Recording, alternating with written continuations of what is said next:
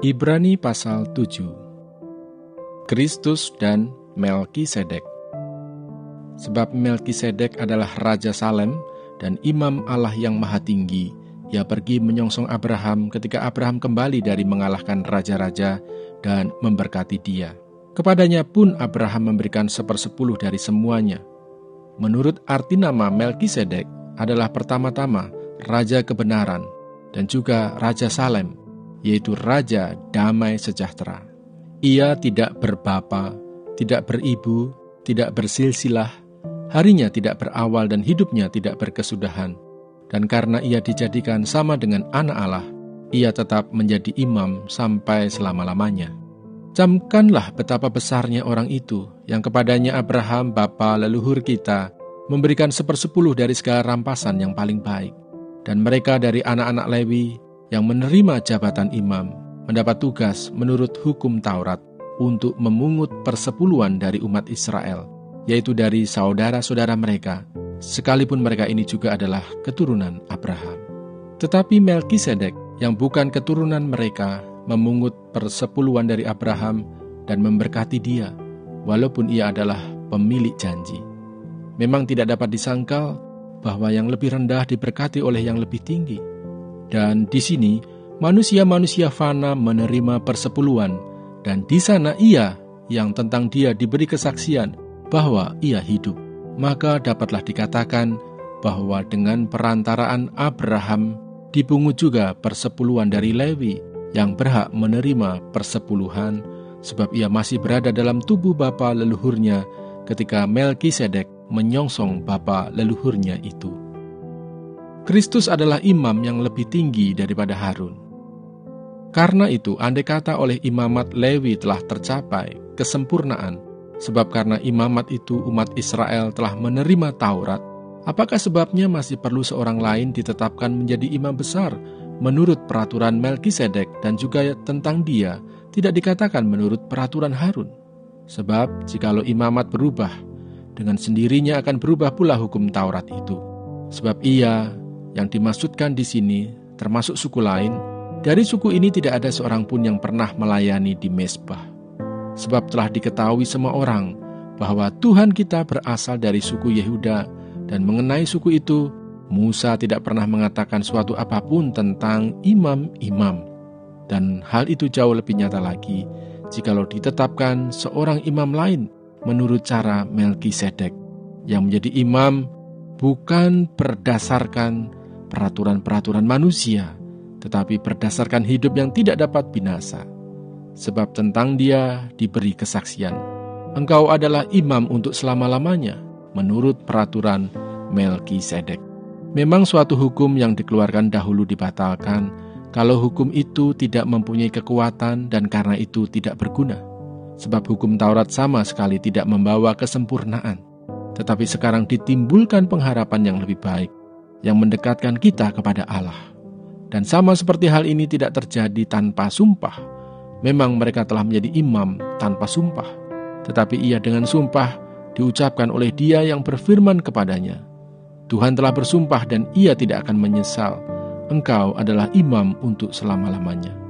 Demikian pula Yesus adalah jaminan dari suatu perjanjian yang lebih kuat, dan dalam jumlah yang besar mereka telah menjadi imam, karena mereka dicegah oleh maut untuk tetap menjabat imam. Tetapi karena ia tetap selama-lamanya, imamatnya tidak dapat beralih kepada orang lain. Karena itu ia sanggup juga menyelamatkan dengan sempurna semua orang yang oleh dia datang kepada Allah. Sebab ia hidup senantiasa untuk menjadi pengantara mereka. Sebab imam besar yang demikianlah yang kita perlukan, yaitu yang saleh, tanpa salah, tanpa noda, yang terpisah dari orang-orang berdosa dan lebih tinggi daripada tingkat-tingkat sorga, yang tidak seperti imam-imam besar lain yang setiap hari harus mempersembahkan korban untuk dosanya sendiri, dan sesudah itu barulah untuk dosa umatnya. Sebab hal itu telah dilakukannya satu kali untuk selama-lamanya, ketika ia mempersembahkan dirinya sendiri sebagai korban. Sebab hukum Taurat menetapkan orang-orang yang diliputi kelemahan menjadi imam besar, tetapi sumpah yang diucapkan kemudian daripada hukum Taurat menetapkan anak yang telah menjadi sempurna sampai selama-lamanya. Kitab Ratapan. Ratapan pasal 1. Keruntuhan dan kesunyian Yerusalem. Ah, betapa terpencilnya kota itu, yang dahulu ramai. Laksana seorang jandalah ia, yang dahulu agung di antara bangsa-bangsa, yang dahulu ratu di antara kota-kota, sekarang menjadi jajahan. Pada malam hari terseduh-seduh ia menangis. Air matanya bercucuran di pipi.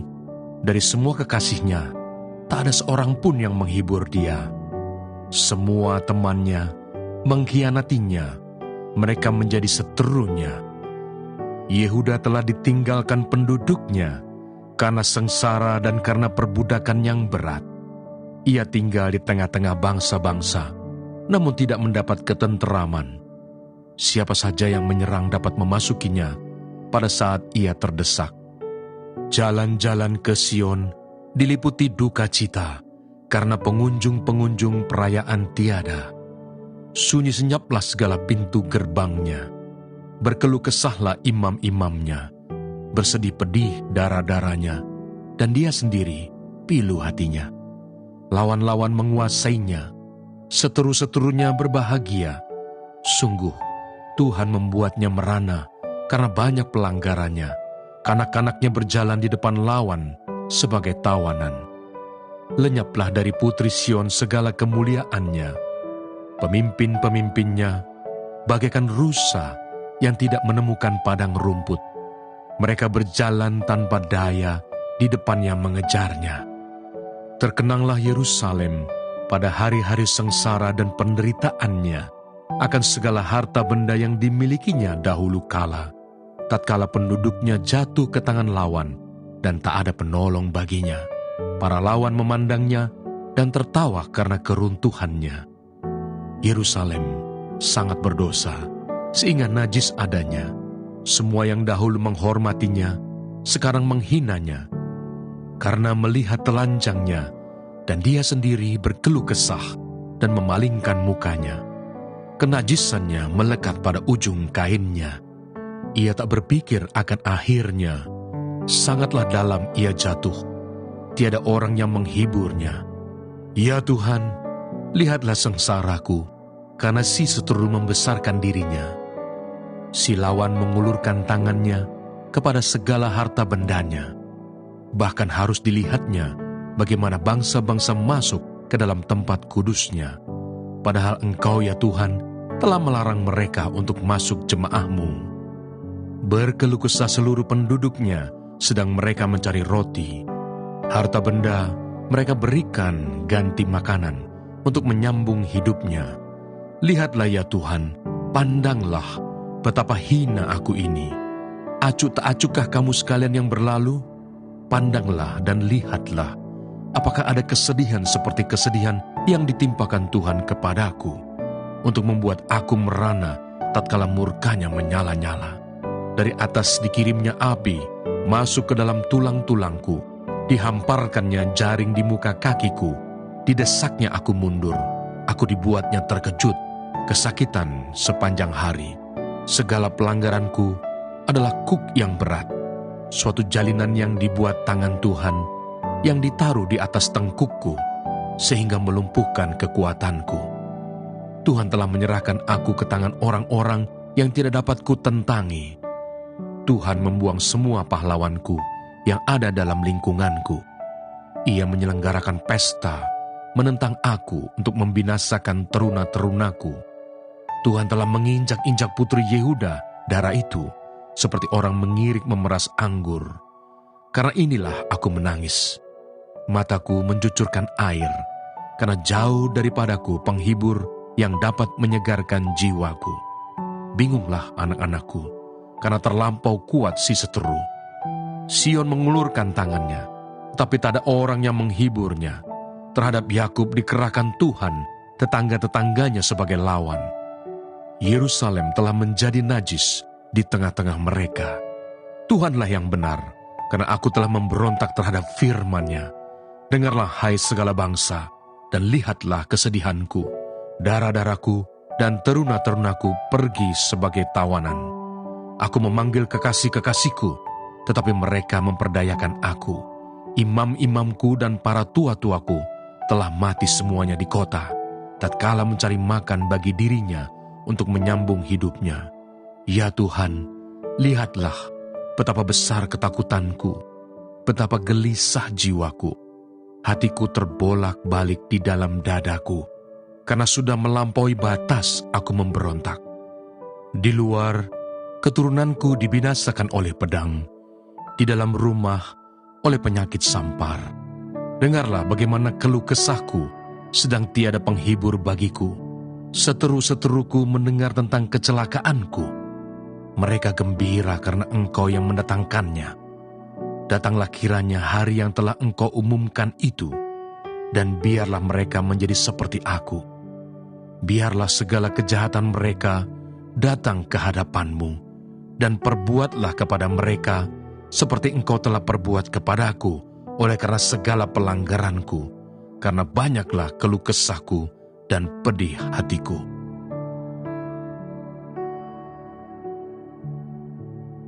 Ratapan pasal 2. Murka Allah terhadap Sion. Ah, betapa Tuhan menyelubungi putri Sion dengan awan dalam murkanya. Keagungan Israel dilemparkannya dari langit ke bumi. Tak diingatnya akan tumpuan kakinya tatkala ia murka.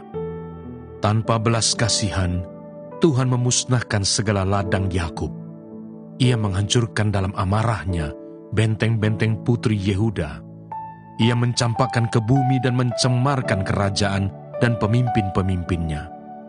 Dalam murka yang menyala-nyala, ia mematahkan segala tanduk Israel, menarik kembali tangan kanannya pada waktu si seteru mendekat, membakar Yakub laksana api yang menyala-nyala, yang menjilat ke sekeliling. Ia membidikan panahnya seperti seorang seteru dengan mengacungkan tangan kanannya seperti seorang lawan, membunuh segala yang menyenangkan mata dalam kemah putri Sion, memuntahkan geramnya seperti api. Tuhan menjadi seperti seorang seteru. Ia menghancurkan Israel, meremukkan segala purinya, mempuingkan benteng-bentengnya, memperbanyak susah dan kesah pada putri Yehuda. Ia melanda kemahnya seperti kebun, menghancurkan tempat pertemuannya. Di Sion Tuhan menjadikan orang lupa akan perayaan dan Sabat, dan menolak dalam kegeraman murkanya raja dan imam. Tuhan membuang mezbahnya, meninggalkan tempat kudusnya, menyerahkan ke dalam tangan seteru tembok puri-purinya. Teriakan ramai mereka dalam bait Allah, seperti keramaian pada hari perayaan jemaah. Tuhan telah memutuskan untuk mempuingkan tembok putri Sion. Ia mengukur semuanya dengan tali pengukur.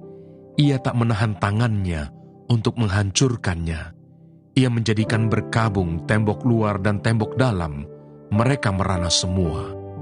Terbenam gapura-gapuranya di dalam tanah. Tuhan menghancurkan dan meluluhkan palang-palang pintunya. Rajanya dan pemimpin-pemimpinnya berada di antara bangsa-bangsa asing. Tak ada petunjuk dari Tuhan. Bahkan nabi-nabi tidak menerima lagi wahyu daripadanya. Duduklah tertegun di tanah para tua-tua putri Sion. Mereka menabur abu di atas kepala dan mengenakan kain kabung. Darah-darah Yerusalem menundukkan kepalanya ke tanah. Mataku kusam dengan air mata. Remuk redam hatiku. Hancur habis hatiku karena keruntuhan putri bangsaku, sebab jatuh pingsan kanak-kanak dan bayi di lapangan-lapangan kota. Kepada ibunya mereka bertanya, "Mana roti dan anggur?" Sedang mereka jatuh pingsan seperti orang yang gugur di lapangan-lapangan kota, ketika menghembuskan nafas di pangkuan ibunya. Apa yang dapat kunyatakan kepadamu? Dengan apa aku dapat menyamakan engkau, ya putri Yerusalem? Dengan apa aku dapat membandingkan engkau untuk dihibur, ya darah putri Sion? Karena luas bagaikan laut reruntuhanmu, siapa yang akan memulihkan engkau? Nabi-nabimu melihat bagimu penglihatan yang dusta dan hampa. Mereka tidak menyatakan kesalahanmu. guna memulihkan engkau kembali. Mereka mengeluarkan bagiku ramalan-ramalan yang dusta dan menyesatkan.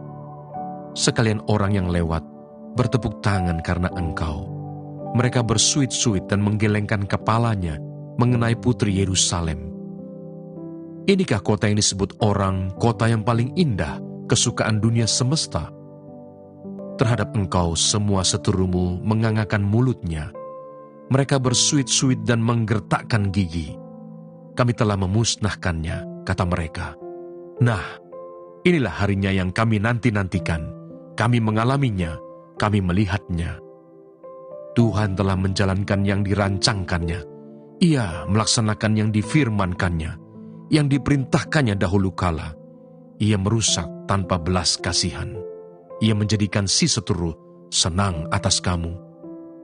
Ia meninggikan tanduk lawan-lawanmu.